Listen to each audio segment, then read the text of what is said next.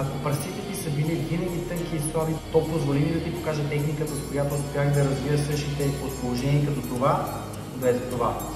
Спрямо зоната, която искате да тренирате, избирате едно упражнение за прасет. Слагате тежест, с която може да направите не повече от 25 повторения и концентрирате цялото си внимание в една единствена работна серия, изпълнена последния начин.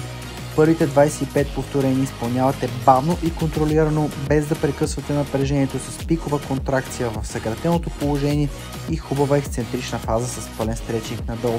Изпълнявате 25 повторения, последвани от още 3 по-малки серии от 10 повторения, всички изпълнявани през 10 секунди.